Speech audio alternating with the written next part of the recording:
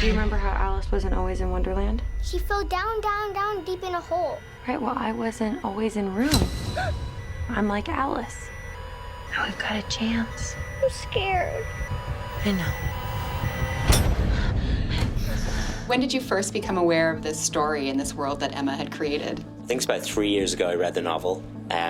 I work with a company called Element Pictures in Dublin, and some of the people there had seen this novel being talked about, and they said, I read it, and I really, really loved it and was very moved by it, and decided that I would love to take a crack at making it into a film. Truck. Truck. Wiggle out. Wiggle out. Jump. Jump. Run. Run.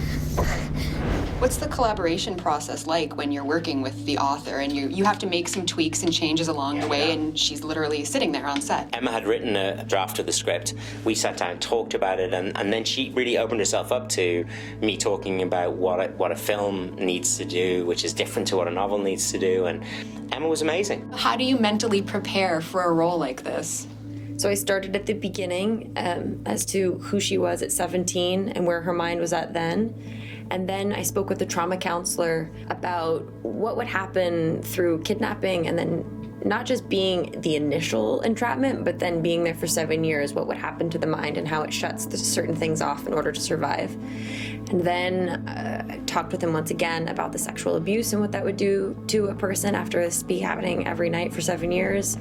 Then the pregnancy, giving birth alone, the lack of nutrition, the not being outside, no vitamin D. And then once all of those pieces were sort of handled, I was able to put them all together and create Moths. For 5 years, you made life in that small room, that prison, as nurturing and normal as you could. So old now. You are so old now. Yep. You chose to tell Jack that room was the whole world, that there was nothing else. Good morning, lamp. Good morning, plant. Good morning, sink. I wanted him to feel safe and that it was a great place for him to live. Is it hard to pretend that you've never seen a tree, you've never been outside a room, you don't know what the outside world is? I just thought that the room was the whole universe, like a meteor came and hit the earth, and then like the room was an escape pod.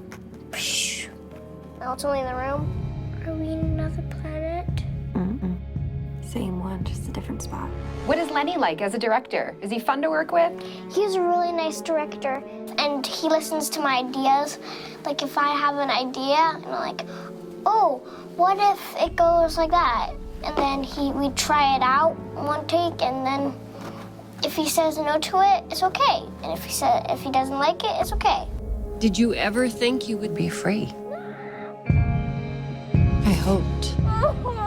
This movie could be seen as a very sort of dark story, but in the end it is quite uplifting and it is hopeful. Why do you think that's so important for a film like this? I never saw it as a crime story, really. I hate stories about captured girls that make it all about the interesting psychopath and the girl is just some nobody. So in a way, with this book and with the film, I really tried to shift the perspective so we don't care about the captor. We're not interested in how he ended up all messed up.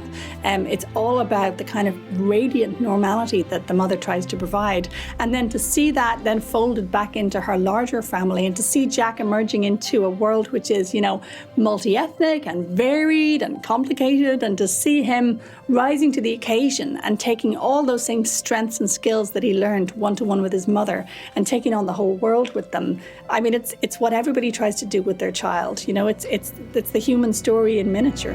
You're gonna love it. What? The world.